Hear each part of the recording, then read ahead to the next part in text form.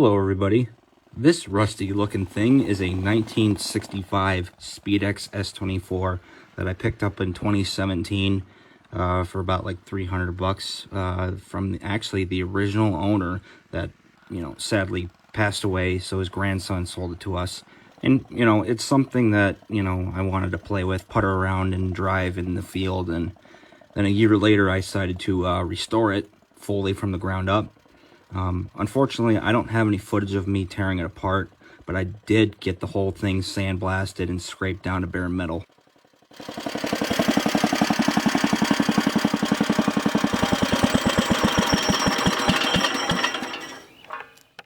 Alright, so this is the frame and the gearbox and the front steering in the corner there that's primed. This is a high build primer I've been using, and as you can see by that gearbox, I did take that cover off and drained out all the 50-year-old gear fluid, and the gears look fine, so I just sealed it and put it back together.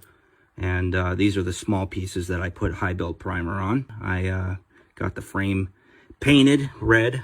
This is a sunrise red, and turned out good enough. It's a frame, what are you gonna do? And here's the small pieces, and then I also did some more small pieces, primed them.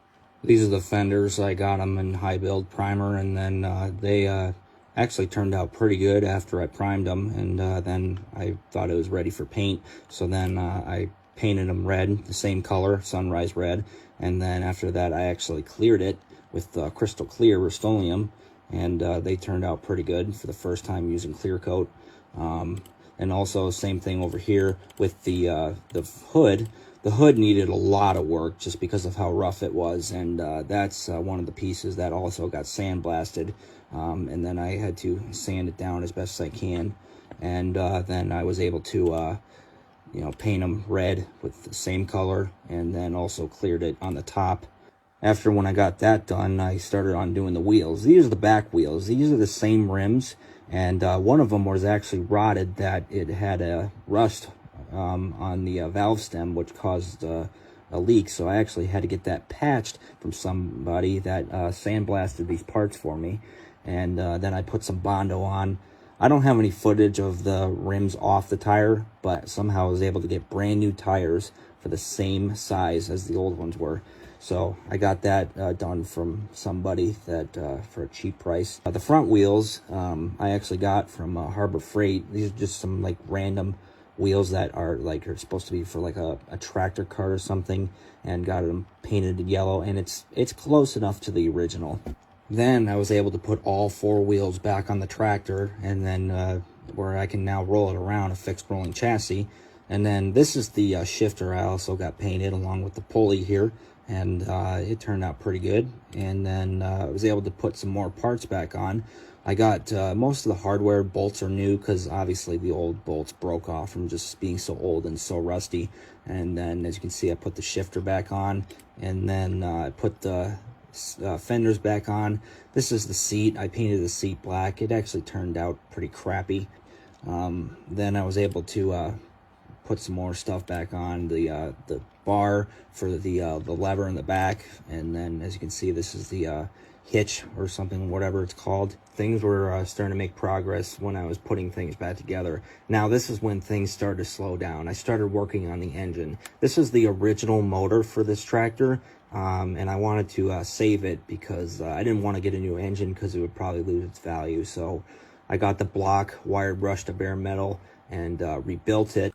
I don't have any footage of me working on the engine, but new gaskets, rings, piston, valves, and new points condenser, and seals, and so on.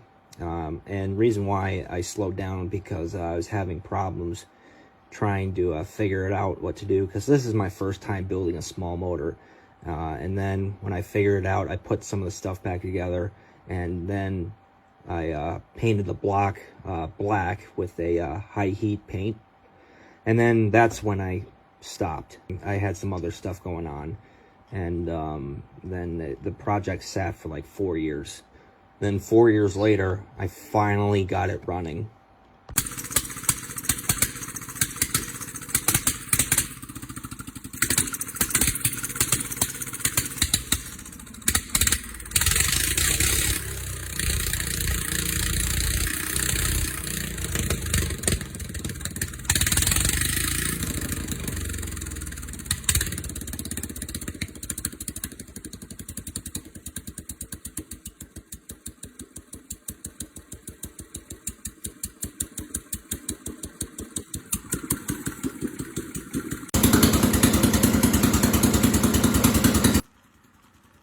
So here it is with the motor running back on the tractor, and yes, it is running with no exhaust, but this is for testing purposes only.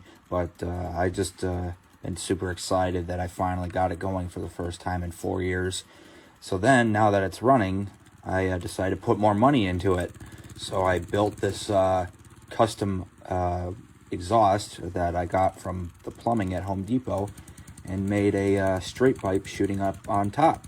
All I have to do now is just get a muffler for it, and then we're good to go. And surprisingly, it worked really well. Fits on the motor perfectly. And then I decided to redo the hood and fenders and the belt guard, because just the first time just didn't turn out so good. So plus now I have more experience on body work, on wet sanding and all that.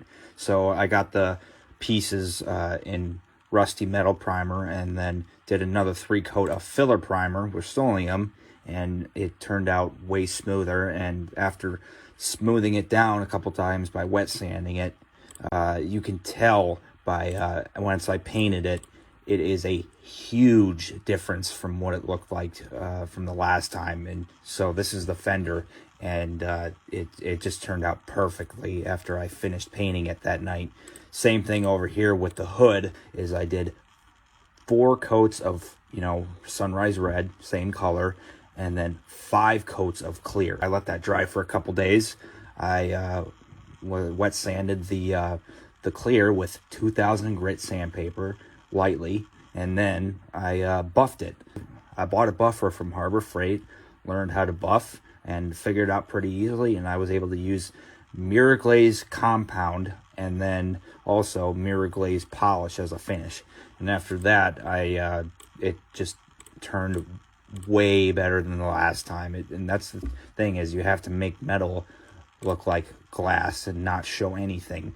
I just pleased how it turned out, especially just using Rust-Oleum paint that you get from Home Depot.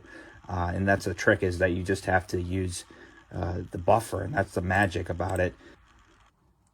Same thing here. This is the belt guard. It actually got damaged from sitting for a couple of years, so that needed to get some wet sanding down and get it smooth as I can. So then I did the same thing, painted it, cleared it, and then for a final, I buffed it, and it turned out pretty good. Not as good as the fenders and hood, but sometimes you got to say good enough.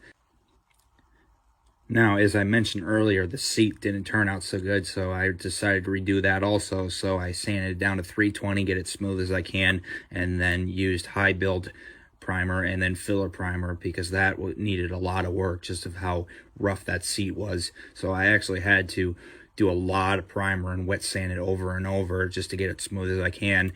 And then used just regular black paint and painted it.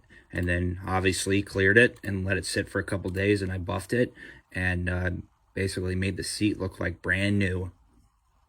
I put a new belt on here and also got a new pulley. Now, the old pulley was supposed to be a double pulley on the motor, but unfortunately when I pulled it off, it got damaged, and it was hard to find a double pulley for this machine, so we're only going to be able to run it with 1 speed right for now. And also with other stuff, I bought 80W90 gear lube, and apparently I bought a 2-gallon jug, and I didn't realize it at the time that you're only supposed to put a little bit in the gearbox, and for me being a dummy, I put way too much in, and it leaked all over the overflow, and that was pretty annoying. I had to get that all cleaned up. And then I didn't have any footage of that because I was so frustrated that day. But I was able to fix it and just drain it out and start over, and got it on the right level. Right here, I got the old throttle cables back on, and the original choke, throttle, and the original kill switch for this thing. It's a push button that you shut the motor off. All I did was I had to get a new wire for it. The old wire was shredded and old. And then after that, I put the shroud back on the motor for the first time in years. And another thing I forgot to mention earlier, this tractor actually came with a snow plow. I didn't get that till later. That the owner said that, hey, I had the snow plow for it. And I was like, yeah, I'll take that too. So with that, I decided to restore that also. And from scraping it down to, bare metal, that was a real pain in the ass trying to get that off. And then I was able to primer it with high build primer, and then used filler primer, and then same with the small parts of the plow. I got that all primed up, and then I was able to paint it. And the plow, it didn't turn out as good, you know, as I finished it, but it's better than it was before. And then right here, once I got the plow painted, I bought brand new hardware and got the pieces on the tractor and the plow for final assembly. And there you go. It's pretty much a finished product, other than the stickers and decals. I started working on this thing in January of 2018 and finished it February this year of 2022.